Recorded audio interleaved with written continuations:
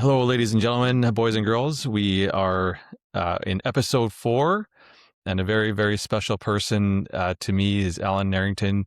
He has quite the track record in the world of soccer in Canada and back in the UK. Coach Errington, thank you for joining me.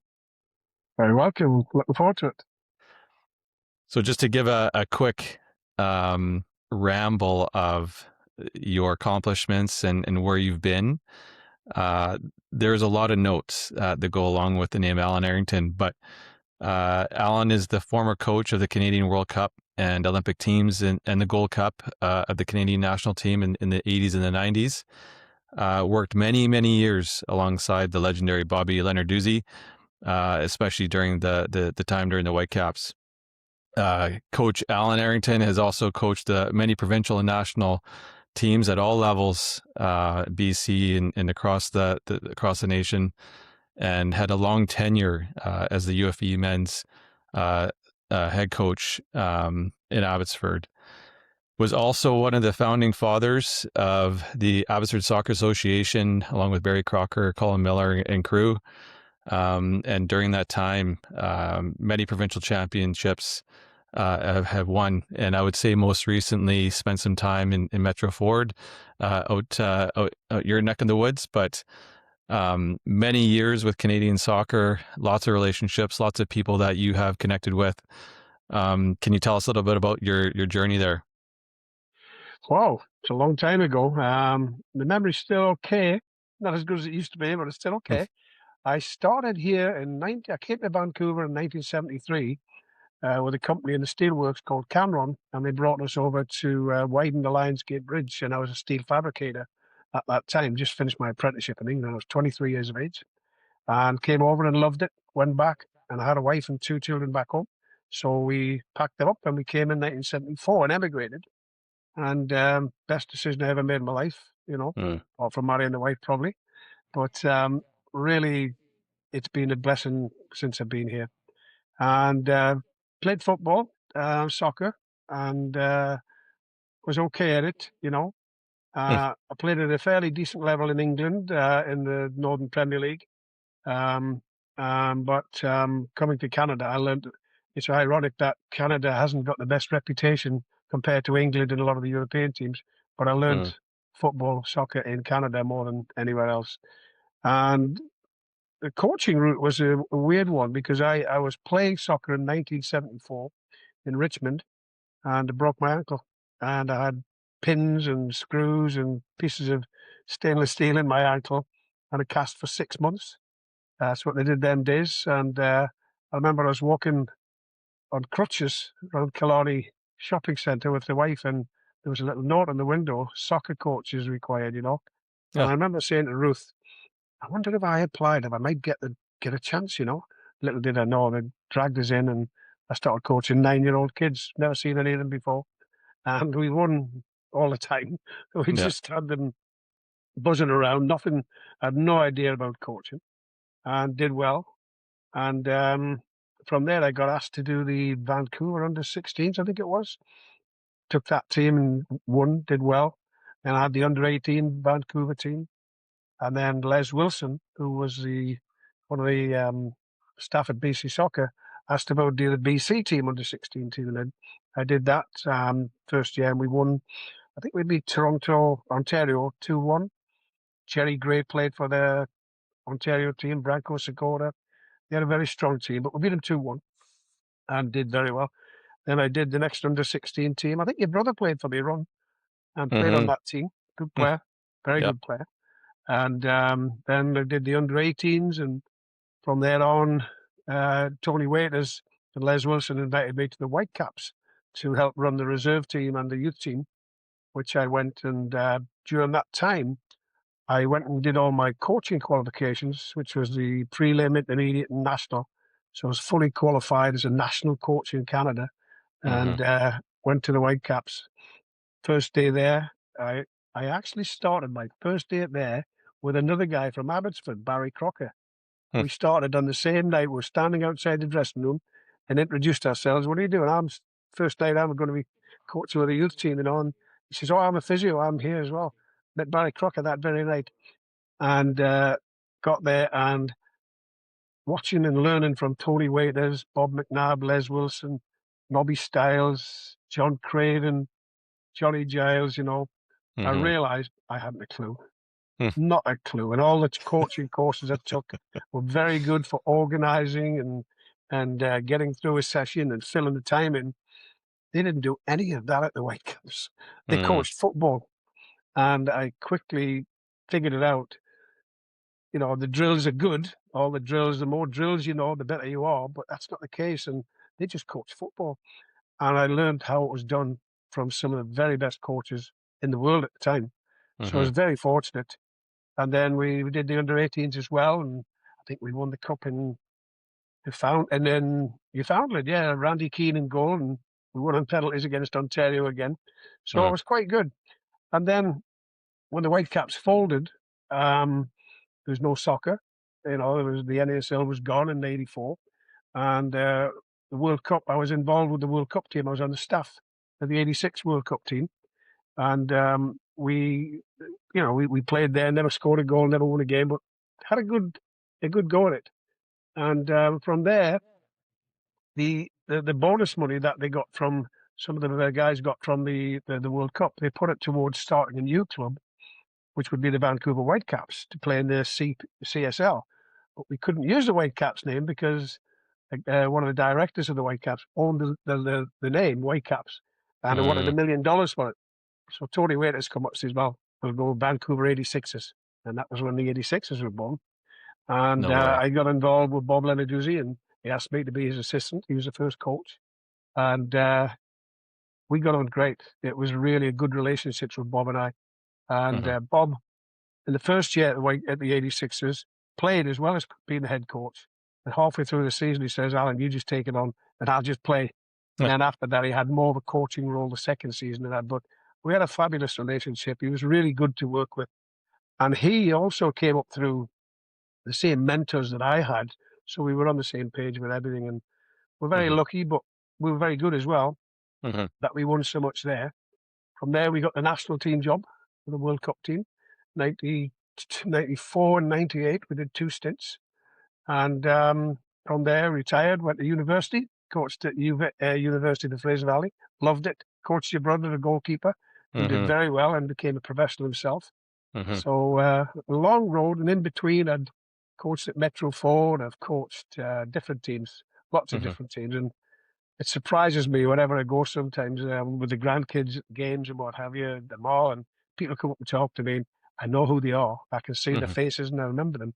Can't remember the names. Yeah, So many yeah, players over the years. So of course, long of time course. doing it and being a bit fortunate that we won most of the time. Yeah. I just want to go into a bit of the inspiration. Like, was there a particular person that inspired you or kind of kickstarted your coaching career? Well, Les Wilson was the guy who Yeah. invited me to get involved with the Whitecaps, and we coached together with the reserves actually, and he was very good as well. But I think Tony Waiters was a huge impact on Mm, how I looked at the game and did it. Introduced us to shadow play, which we did at the club in Abbotsford, and got mhm, all the teams playing the same way. Success with it. Had success everywhere with it. 86ers, Whitecaps, Abbotsford, Metro mhm, Ford, whatever I've got. mhm, And John Craven was a big help. I worked with John Craven for a couple of years, and he was terrific to work with. Bob mhm, McNabb was on the coaching staff, and he was quite cruel to me when I was doing I went, the Whitecaps sent me over for my English prelim and my full professional license. And Bob says, "You've got no chance." I says, ah, "Really?" He says, "Yeah." He said, "I'll tell you what, I'll critique you every session we do now for the next month and see where we go." And mhm, he slaughtered me every night. He slaughtered. He didn't do this, and by the end of the month, I was doing exactly what I said. I went to England, took my pro course, and walked through it. Thanks to Bob McNabb.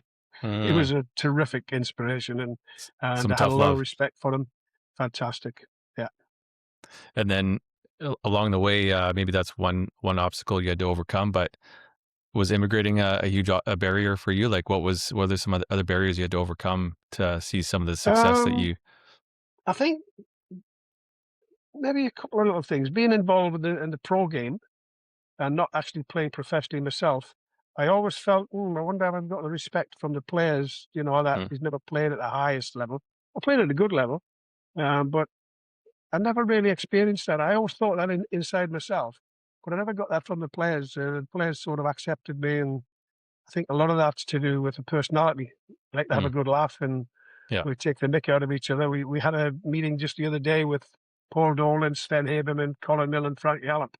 Hmm. We had lunch, and all the stories were fabulous. We had some great Yeah. times, and I was sore when I left. They were laughing. It was great. So we had a bit of a laugh, and we got on well with everybody. Winning helps. When you're Yeah. winning, everybody seems to accept you a little bit more. If we'd lost all that, it might have been different. But Yeah. we got things right, and we Hmm. won most of the times. Yeah. Yeah. And then I know your son has coached as well as, what are some of the things that you can reflect on inspiring others to coach or get into the world of even provincial coaching, and then there's national, and then there's the Canadian national team, at all levels. Like how does somebody get into that? Is it a who do you know business, or is it quality of coaching? I don't know. I mean, I think I got involved because I kept winning when I was coaching the young Mm, kids, and got mhm, the Vancouver team as a bit of I guess there wasn't a lot of coaches around at that time, and I took that on, and I think once I got to the Whitecaps, and I learned how to coach the game, and not just coach players or do drills. mhm, Um, it really set me on a path of wherever we went, we had success because one of the things that they made sure of at the professional level was they played a certain way, patterns of play, which because we did in Abbotsford, mhm, but also that each player knew their responsibilities of that position. And what we developed over the years, and certainly one of my highlights was play with the Abbotsford club, was we took a very average team, with all due respect, and we won two national championships back to back. mhm, One year we were mhm, under 17, won the under 18 national championships. The next year we won it. We never lost a game the whole season, and mhm, won everything. And because the players bought into it, mhm, and I remember when Peter was my assistant coach, my son, and we were playing, and we just looked at each other and says, our job's done here. The, mm, the players were coaching on the field, and they they they knew every position. All the players knew what other positions were, even though they didn't play it. And if somebody mm, didn't do the job, they were held accountable. And we mhm, had that all over the field. And it wasn't just having a go at people for not doing right things.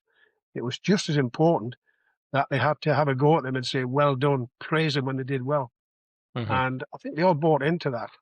And but we had a real good time at Abbotsford. It was so successful. We had Colin Miller there, Barry mhm, Crocker, the legend, and we mhm, had good people. And all the different coaches all the way down the line were winning provincial cups and getting to nationals mhm, because the club had a program where everybody knew what we were doing, and we didn't allow anybody to play a different way. We all had mhm, the same style and system, so that any players, and we did this. We used to train at where was it? Or a little field with lights, and it was mud. There was no grass, and we used to train out there. And we only had 14 players on our team, but we had 22 at every session. They were mm, coming. There was a couple of senior players come back, and we used to bring youth players from the under 16s or the under 15s to come up and train with us, and then they'd go back to their teams and be a bit quicker and a bit better and help them. And the whole mhm, club really took off. It was a really good experience. I remember I live in Coquitlam Centre, and we were sitting at home one night and retired, and my wife says, "Oh, the phone's ringing. It's Barry Crocker." And he says, "Oh, we've got a good little team. Why don't you come out and coach?" And no, Barry, in Abbotsford, it's too far, and mhm. long way to go and that. And he'd phoned me about 3 or 4 times, and the wife says at the end, "Why don't you go out? You're doing nothing here." So off I went. And that was it. I was hooked. And we used to sit in the car, me and Peter, driving to training, and it's chucking it down every night. Double Mhm, weight wipers going and all that. And we'd say, "What are we doing here? Why are mm, we doing this? Not getting mhm. paid anybody. It cost me $100 a week for gas." And on the way And that was back, back then. yeah. And on the way back, we'd say to each other, "What a fabulous session that was. That was brilliant. Can't wait till next one." We just Mm, loved it. It was a great atmosphere. mhm. And I loved my time at Abbotsford. And if you look at, Abbotsford now or youth programs in the Lower Mainland, across the province, across the nation, are there ones that are separating themselves than others? Like, what are some youth clubs doing to separate and see success? I think the bigger clubs are doing well. Metro Ford's a good club. Surrey's a good club with Jeff Clark there. But they've all got good clubs and good players. I think the system's changed over the years. I don't Mm, think. Well, I'm 100% sure we don't have the same amount of representation for British Columbia as we used to do in the past. mm, 1986 World Cup, there were 16 players out of the 22 from BC. How many wow. are from BC on the national team now? For the last 10 years? Not very many. Yeah. And I honestly believe what happened was we had the perfect pathway when we were starting. The players played for the club. When they were playing for the club, they then got selected for their district. So Richmond players would play for Richmond, New West had a team, Burnaby, Vancouver, North Shore, Delta, they all had teams. Hmm. And then they used to have a little tournament at Empire Stadium where they'd all play each other. And the BC selectors would look down and select the squad to come out and try out for the BC team. And it Hmm. was so good, they said, well, let's make that a league. And they've all done it with the best intentions. Hmm. And the league is now that used to be it's a BC Premier League now. It was the Metro League then, Hmm. and it was very good. And then the academies came up, and now the players go to the academy. But they've chipped away because the players don't go back to the clubs and help the players in the clubs because they're a bit better because where they've been.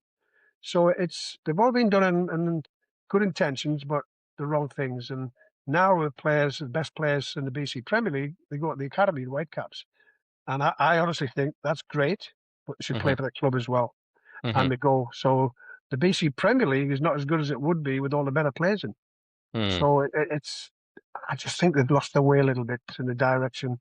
And the money side of it's come into it. It's cost a fortune to play football now. Hmm. And the coaches all get paid. So it's changed a lot. And in BC, not for the better. Okay. Okay. If um it, if there was a change that you could make, what would it be? Would it be go back to what we used to, or is there something else that's missing? I think there has to be strong leadership at the top. Okay. And I use Abbotsford again as a great example. They Hmm. were a club in the Fraser Valley, and again, with all due respect, not one of the better clubs.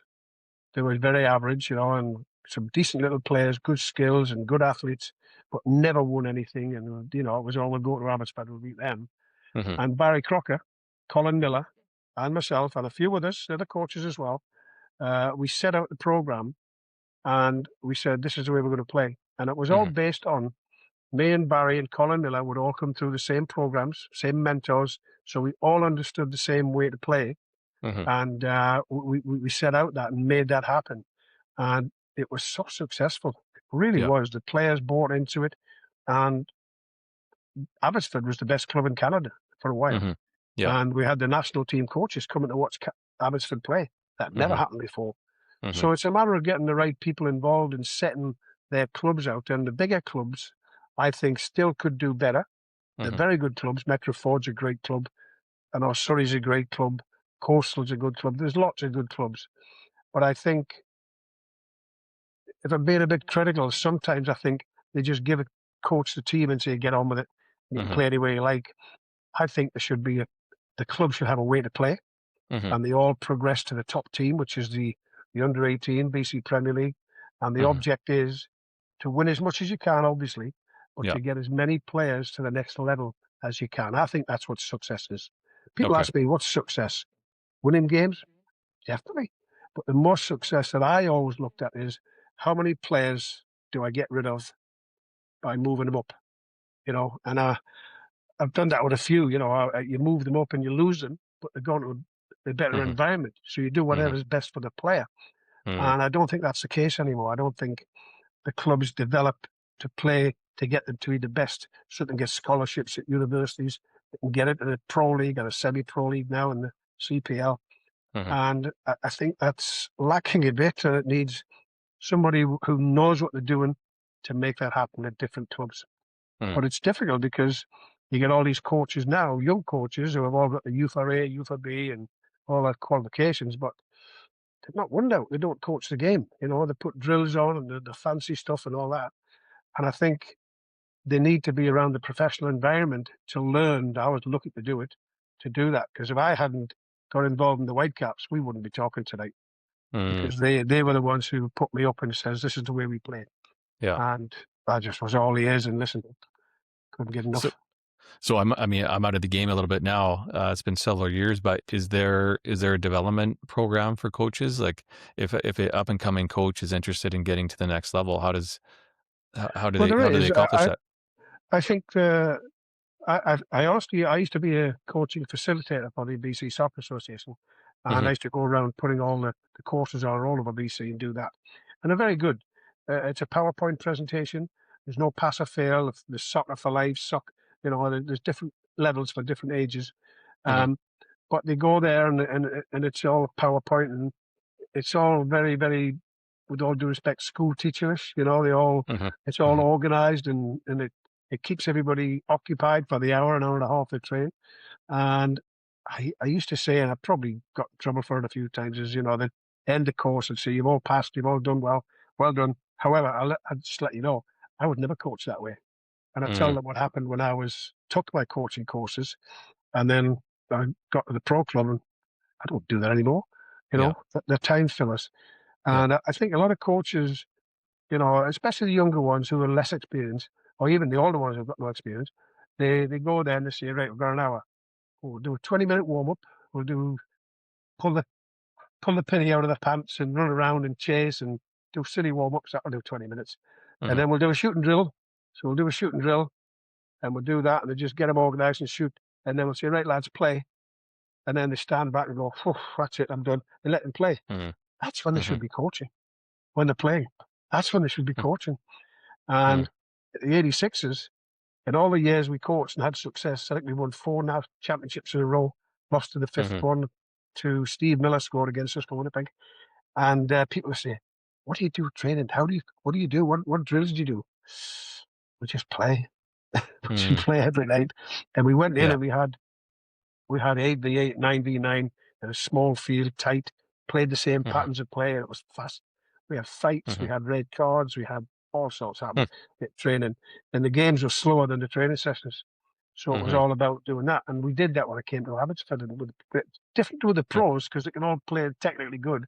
But when we did Hmm. that with the kids in Abbotsford, they, Hmm. they lapped it up. They couldn't wait to come train, you know. Right. And I used to Yeah. have this thing that I always uh, train 1 hour, and they'd all go 5 more minutes, 5 more minutes. No, come on, off, off. Hmm. And Peter sometimes said, why do you do? Why do you give them 5 more minutes?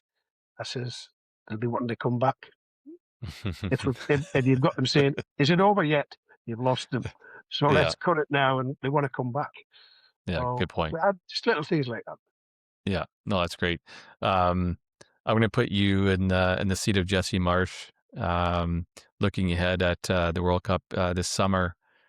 Can you identify your starting 11? No, No.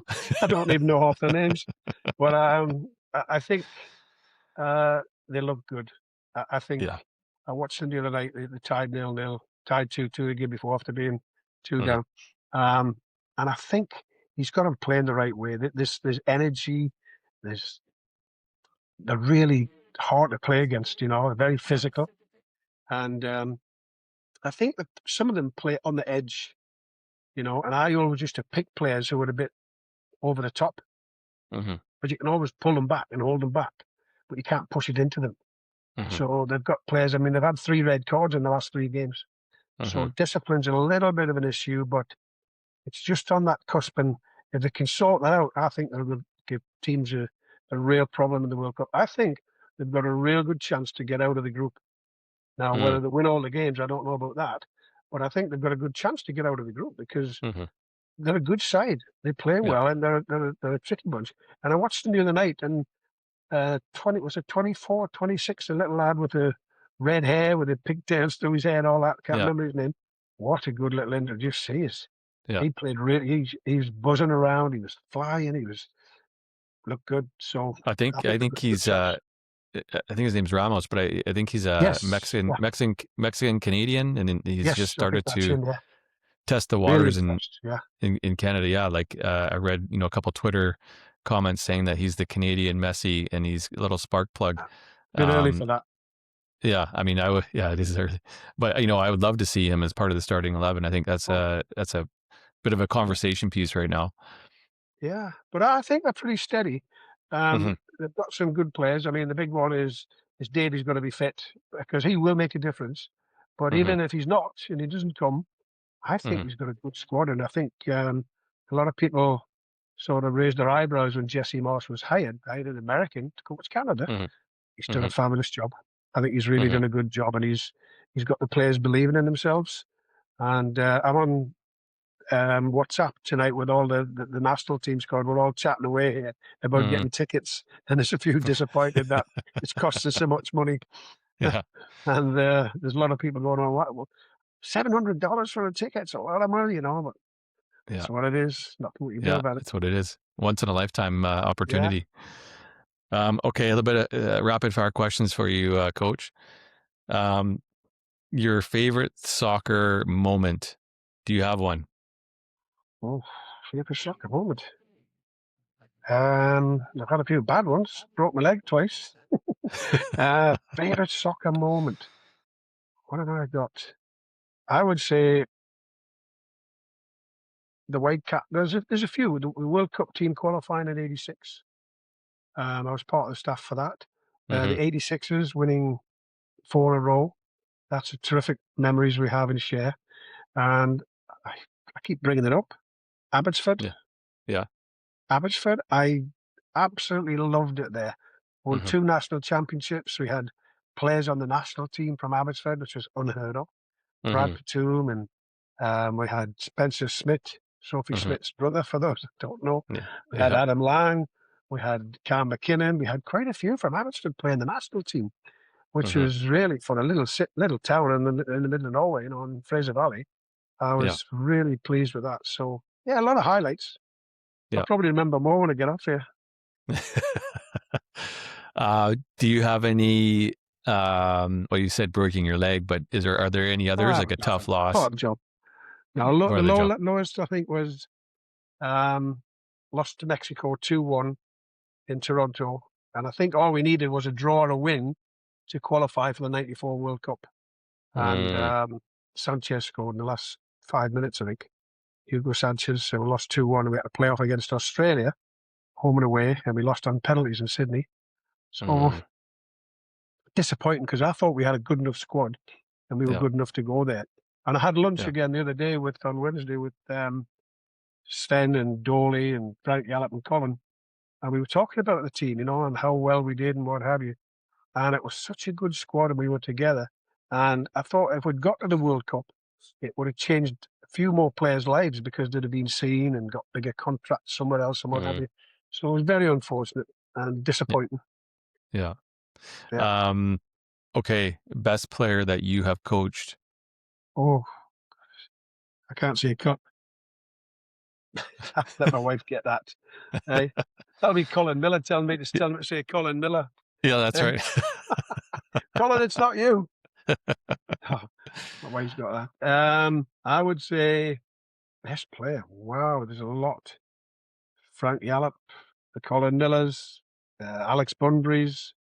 Wow, Dominic Mabilio, John Mm, Catliff's. I mean, so many good players over the years. Yeah, I mean, even at the Whitecaps, there was, some of the big players as well that I did sessions with, but I wouldn't put them down. I wasn't really the coach. I was just part of the staff. But yeah, some very good players, better players than a lot of people give credit to. yeah. Okay. Best player that you coached against. I've got a story about that. We had I love it. the league in '80s. It was called what was it called? The Pacific Northwest League, and there was Portland Reserves, Seattle Reserves, Vancouver Whitecaps Reserves, Pegasus, Langley, and we put the BC under-18s in the league, and there's no rules in the league. Colin Miller played for Langley, and so did I. He played for the Hmm. Whitecaps Reserves, and he played for the BC under-18s. There was no rules. It was just development. And all the Mhm. players that played in the NASL in the summer came back to BC because there was in 1980 there were 64 players from BC in the NASL playing professionally. So they'd come back and train and play, and we put the under 18s in there, and we played Seattle Reserves. And Seattle Reserves, it was a week before the first NASL start, and Alan Hinton brought up his team: Mike Ivanov in goal, international; Mike England, Welsh international; Ian Bridge, Harry Redknapp, the guy up front, Roger Davies, Alan Hudson, Steve Buttle. They're all pros, first team pros, top internationals. And we tied 2-2. And our boys were all over them. They didn't want to know. They were playing the next week. Anybody got injured. And Alan went mad. He was furious with me. Your players have been kicking my players. I says, Alan, 17 years of age. God knows Mhm. only 16. And Alan Hudson came up and says, good team that. Well coached, good team. They give us a run, so we played against some very good players there. But Mm. we played against some good players with the World Cup team, obviously. We played Yeah. against Burkamp. We played against Luther Oh. Matthias. We played against Pep Guardiola. He came on as a sub in Montreal when he played. We played Brazil. We tied 1-1 with Brazil when Romario scored. And Eddie Wow. Budusco tied it up. So I coached against some very good players. Yeah. And Um, on the Brazil game, yeah. um, after the game, we tied 1-1. We couldn't get out that night. We had to stay in the hotel and get out the next day. So we're going for coffee, and we're all sitting around the table. And what was his name again? The little left back, Ian Fraser. He says, Alan, great week of training, fabulous week of training, loved it, and we did well. And he says, we were so impressed with you. Not once did you mention one of the Brazilian players' names. And I says, oh, Mm. thanks, Ian. That's a real nice compliment. And I said to Bobby, I don't know who the players are. I only know Romario and Bebeto and Dunga. That was it. So, but he thought it was great because we didn't mention, we just worked on what we did, which Yeah. I guess we did. But Yeah. it was a nice gesture. Okay. This is all over social media, but your favorite EPL team? I wear the lads, Newcastle. Actually, get a Newcastle shirt. I've got one here. Yeah. Yeah, Yeah. Okay. How come? Is that your hometown? I grew up there. I'm from Yeah. Newcastle. Two or three of my mates played for Newcastle. One Yeah. of my very good friends is Peter Beardsley. I keep in touch with Peter quite often. Um, Great club. I mean, it's full of history, drama, ups and downs. A lot of downs, a few ups. Hmm. Hmm. I went over to the Carabao Cup final 3 years ago to see him playing Man United. Lost 2-0. I was going to go to the last one, but I thought, nah. Oh, but they won the last one to beat Liverpool. But it's a Mm. fabulous club, and the atmosphere at St James's Park is unbelievable. It's Mm. packed, it's noisy. And when I go to the Whitecaps, I sit and watch the games, and there's people getting up and going for drinks and food, and they're taking selfies and all this stuff. Game's going on. Go Yeah. to Newcastle. Hmm. That's it. If you move, sit down. There's a game on here. It's totally different, and they all Yeah. know the game. They know more than the manager. They all know the game. So it's just a fabulous club, but the EPL is brilliant as well. Hmm. It's. I watch every game I can on TV. I love it. Hmm. Okay. Last question. Where's your next cruise? I'll leave in 3 weeks to Hawaii. We do about 2 or 3 a year. I've done Yeah. 43 up to now with Wow. Princess. That's with Princess. We've done a few more with us. But anyway, Yeah. we've done 43. We're doing it with, we normally do it every year. I love Sydney, Australia. So we fly to Sydney and we sail back to Vancouver. We do New Zealand, Tahiti, Bora Bora, Hawaii, LA, and all the way back up. 33 days. So Wow. we've done that the last 3 years on the trot. Last year, my wife Ruth got sick on it, and we didn't go this year. But we've got a friend who we know from the cruising in Australia, who's on the cruise. She's coming on again, so we're going to get on the cruise in Hawaii and meet her on the cruise and cruise back to Vancouver. And then every year we Lo- do Alaska for 14 days. Love Alaska. lo- Don't get off the ship. Just stay yeah. on the ship. Love that. Don't even get off. Yeah. Okay. Final question for you, Coach. Any final words of advice for kind of up and coming players, coaches, anybody interested in the sport to see success? Fully a dream. If it happened to me, it happened to anybody, to be involved at the level I was. I was very fortunate. You're going to Mm. learn as you go. Um, but I think try and learn the game and again, it's got to be enjoyable. Training has to be fun. I'm starting. I think when I get back in May, I get back in May off the cruise. Starting right after that training with this under 15, under 16 team, and it'll be five-a-side. First Mm, 3 or 4 days, five-a-side. See what talent I've got, and then we'll start organising and we'll coach in the game, rather than doing drills and try and pick who's the best. I mean, the level that we've got, it's Division One. It's not the top league. So, we just try and help these players become better players and mhm, enjoy it, because I think the success in coaching for me is to coach players who are still playing now and to play for the rest of their lives. I was in Costco the other day, and um, what was his name? Chris, I can't remember his last name now. But anyway, he's Alan Errington. I met him 30, 40 years ago. He's mhm, still coaching, still plays. And Chris Pete. And there's so many people that it affects the game. It's a game for life, you know. mhm, My brother played till he was 67, you mm. know. I played when I was 61, not very well, Yeah. but the legs are gone. But Yeah. it's a game for life. And I got a lovely message from a guy in Kelowna who was at UMV for me for one season, and he's an American kid. And he had him at the club as well for 1 year. And he says, this is 20 years later, coach, I've got to thank you, because now when I watch the games on TV and the World Cup and what have you, I see it totally different to all my friends. I see your game, and all his friends are asking what happened here, what happened there. So he learned the game and he appreciates it. So Mm, it's to give them that joy for life and just love playing. You can't beat playing. Coaching's yeah. second best. I love that. Yeah. Um, well, I just want to say a huge thank you for having an impact on my life, my family's life. All you've done for ASA, UFE, BC soccer, the national team, all those the decades of coaching that you put in. So I just want to say a huge thank you for everything you've given this game and given many others, including myself. So thank you. Well, thank you. But I must say at the end here, if the world was made out of village people like your lot, your dad and your brother and your cousins and your uncles, it would be a lovely place to live. What a family you've got there, the villagers. Fabulous Uh, family. Say hi to them all for me. I will. Thank you, Alan. Thank Appreciate you. that so much.